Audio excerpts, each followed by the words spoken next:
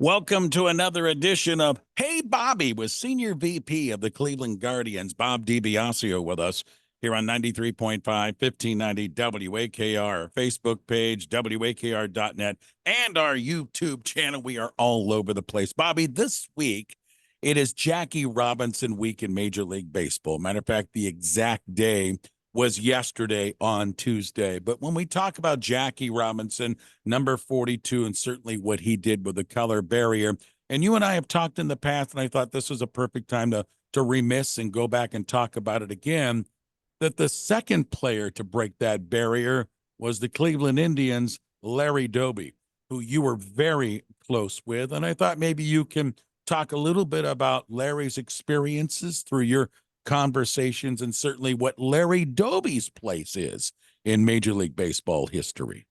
Yeah, hello, Ray. Always love talking Larry Doby.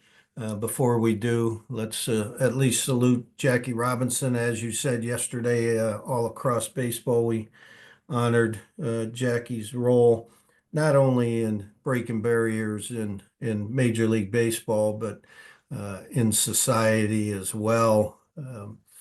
He ended up being the 1947 Rookie of the Year in the National League. So Jackie had a heck of a first year, which couldn't have been easy. I don't think any of us could truly understand what Jackie and Larry Doby had to endure, all the death threats and the hatred from the stands that they had to endure throughout their first seasons and seasons after.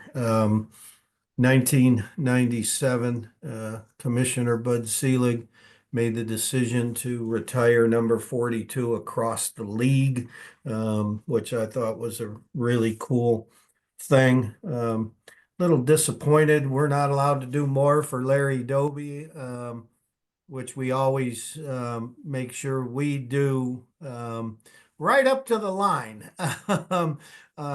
Every early July, July 5th, whenever we're close to being home on that day, doing some sort of giveaway, honoring Larry and making sure that we honor Larry's achievement breaking the barrier in the American League, when in fact, Larry Doby actually integrated more cities in Major League Baseball than Jackie Robinson. Now, if you remember, those listening may not remember, those two leagues never played against each other. Yeah. Many, many decades later when interleague play began, and now it's very common. But in the American League, there were three cities: Cleveland, Washington, and Detroit, where Larry integrated. There were five cities in baseball at that time that had two teams. New York had three.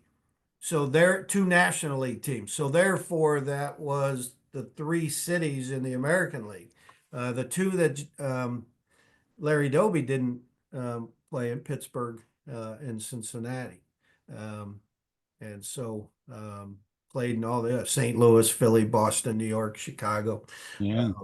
So his impact was incredible, and his path to the big leagues so different than Jackie's. Bob DiBiasio with us, reflecting on Larry Doby. You know, it's well documented, Bobby, about Branch Rickey and him talking with Jackie and saying, hey, you got to stay mum for 2 years. It's real important to the development to get this process going. Do you know, through your conversations with Larry, was there anything like that with him, or did the Indian organization have any guidelines, specific ones that he had to follow as he was breaking the barrier in the American League? Well, he had many conversations with Monty Irvin, um, Elston Howard, Jackie Robinson, of course, a number of others, some in the political realm, Martin Luther King. a number of people he would tell me that he leaned on when the hatred and bigotry and the meanness was at a height that, boy, you'd clench your fist like Jackie Robinson. And again, the things just not only a few teammates, but certainly players on the other team um, doing and saying things. Um, and he would always remember that the one message that got through to both he and Jackie were, you've got to endure all of this so that you can open the door uh, to all other minorities, men of color that want to play in the major leagues and compete at the highest level. And so the organization, I've never read or heard anything where the organization put some guidelines in place, um, but more of an understanding of the role and the significance and how he and Jackie, their behavior was going to speak very loudly. Now, first and foremost, he would say it was our um, play on the field. Not just, that we couldn't fight at every turn, we couldn't yell back in the stands, but if they didn't prove that they could play in the big leagues, that's why, Jackie went in the Rookie of the Year was pretty significant. And then later on, Larry Doby being a league leader in homers and ribbies and things of that nature, showing that they were perennial all-stars, really helped. And that's what Larry would always talk about with me is that, hey, I had to prove myself on the field more than I did elsewhere because that's what everybody was looking at. And baseball is such a mental game, folks listening, that he's not only got the pressure, the anxiety of coming up, first black player in the American League. He needs to perform, leading the path, and then everything else going on around him. You just have to think mentally how strong someone like Jackie or someone like Larry had to be going down this road and yet perform and hitting a baseball. And Bobby and I have talked about this for at least a decade. Hitting the baseball is one of the most difficult things in sports, and he had to perform it at a high level to pave that way for sure. Senior VP with the Guardians, Bob DiBiasio, with us. And Bob, I want to go down the road with another outfielder because we've been talking a lot about Stephen Kwan and how well he has done in the leadoff role, and talking about how he's one of those throwback leadoff guys that we don't necessarily see with every team, where he gets on base, he causes havoc on the base paths. And we had maybe one of the best leadoff guys to ever play the game going back 30 years ago, and that's Kenny Lofton, another guy that you have had many stories with, very close with. And I thought maybe you could reflect on those fine 90s teams that we had with all that lumber and power, but it was Lofton that set the table for us. Kenny was such a dynamic player, probably, obviously, in most everybody's opinion, the most dynamic leadoff hitter in our franchise history, and may have been, second to Ricky Henderson during the time. Um, when you think of dynamic leadoff hitters. Just think about it today, Ray. The New York Yankees have Paul Goldschmidt, who was the number 4 hitter for the St. Louis Cardinals and others for many, many years, and they threw him in the leadoff spot early in the year. I can't remember if he's still in it or not, but a little bit different kind of leadoff hitter. Than Kenny Lofton, who just wanted to terrorize. His battles with Randy Johnson, legendary. The thing that he loved to disrupt the game. And I think that's what he holds the most pride in, is the fact that once he got on base, pitchers had to disrupt their mechanics. They had to disrupt their flow. They all had their eyes on him instead of the batter, which opened it up for Omar and Carlos and Albert and Eddie and all the Manny and Jimmy and all the people behind him in the batting order. And he loved disrupt. He led the league in stolen bases 5 straight seasons. He won what, 4 or 5 Gold Gloves. He was an all-star.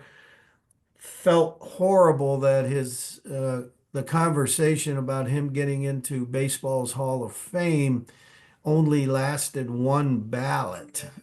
In a period where everybody was, juicing and such.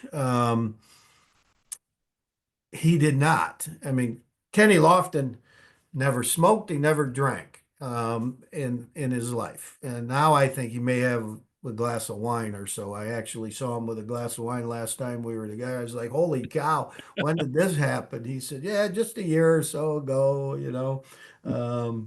But just a remarkable athlete that set the table for a remarkable offense at that time.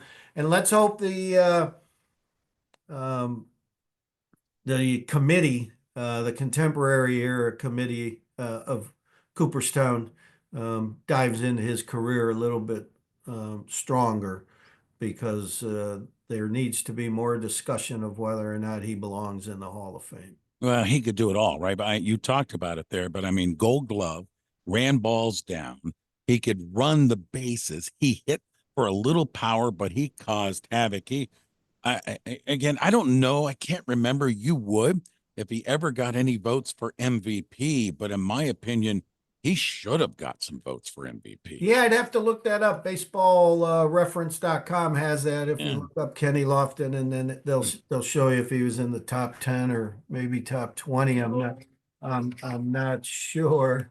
Mhm. Sorry about that. I don't know how to turn this off. But when you look at, we're talking about Kenny Lofton real quick, Stephen Kwan, Right. doing the leadoff job for us the last couple of years.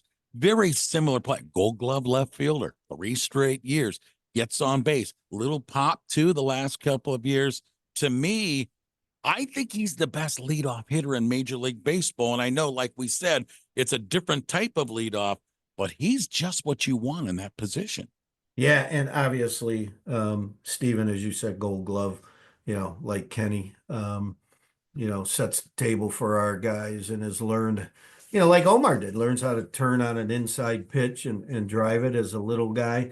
One last thing on Kenny that I always thought was one of the funniest things in the world, because he had Manny to his left in right field and Albert to his right in left field. I can see where this is going. He would just tell him, look, you see where you're standing? You just go from where you're standing to your respective foul lines.